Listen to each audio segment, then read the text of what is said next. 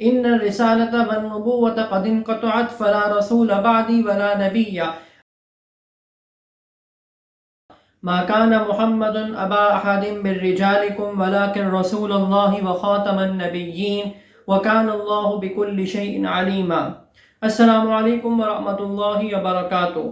جیسے کہ آپ سب کے علم میں ہے کہ ایک مسلمان کا یہ عقیدہ ہے اور ہونا چاہیے، اور مسلمان اپنی جان قربان کر دے گا لیکن اس عقیدے کو نہیں چھوڑے گا، اور قیامت تک اس عقیدے کے اوپر اللہ تعالی ہم سب کو قائم اور دائم رکھے۔ وہ عقیدہ ہے ختم نبوت کا عقیدہ، اور یہ ایسا عقیدہ ہے کہ جو کہ اسلام کی بنیاد ہے، اور جو شخص اس عقیدے کا انکار کرے یا اس عقیدے میں کسی بھی قسم کی شک کرے تو ایسا شخص کو کفر کا فتویٰ لگایا جاتا ہے، یعنی ایسے شخص دائرہ اسلام سے کیا ہے، خارج شمار ہوگا۔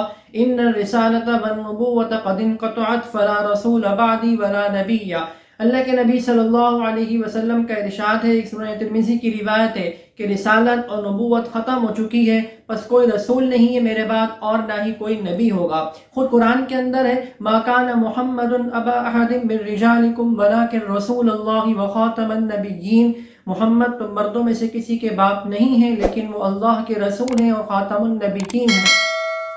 آپ صلی اللہ علیہ وسلم کے بعد اب کسی نبی نے نہیں آنا، آپ صلی اللہ علیہ وسلم آخری نبی ہیں۔ جو شخص اس کا دعویٰ کرتا ہے، نبوت کا دعویٰ کرتا ہے، تو ایسا شخص دجال ہے، کذاب ہے، اور ایسا شخص ملعون ہے، لہذا ایسا شخص کا اسلام سے کوئی تعلق نہیں، دائرہ اسلام سے خارج ہے۔ قادیانی بھی ایک فرقہ ہے جو کہ اپنے آپ کو مسلمان ظاہر کرتا ہے، مسلمان کے لبادے میں اوڑھتا ہے، ٹوپی بھی پہنتا ہے، اپنی عبادت گاہیں بھی انہوں نے مسلمانوں کی طرح بنائی ہوئی اور اسلام نام رکھا جاتا ہے۔ تو دیکھیے، یاد رکھیے کہ عقیدہ ختم نبوت کا تحفظ ہم سب کی ذمہ داری ہے، یہ ضروری ہے۔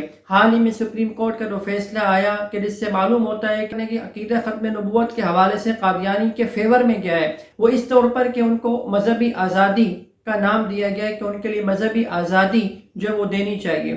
اس بیانیے کے اندر صراحتاً کے ساتھ تو یہ الفاظ موجود نہیں ہے کہ قادیانیوں کے لیے مذہب آزادی ہو، لیکن وہ جو بیانیہ ہے اس بیانیے کو پڑھنے کے بعد ایسا شبہ ضرور پیدا ہوتا ہے، اور اکابرین نے بھی اس شبے کو محسوس ضرور کیا کہ واقعی ایسا ہے کہ اس میں تبدیلی کرنے کی ضرورت ہے۔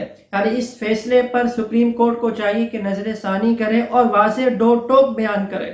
ابھی جو وضاحت آئی ہے وہ ناکافی ہے، بلکہ بالکل واضح انداز میں بیان کیا جائے کہ قادیانیوں کو مذہبی آزادی نہیں ہے، یعنی ان کو رہتے ہوئے اس بات کی آزادی نہیں ہے کہ یہ اپنے آپ کو مسلمان ظاہر کریں اور اپنی دعوت و تبلیغ کھلے عام کریں۔ ان کو اس بات کی اجازت نہیں ہے۔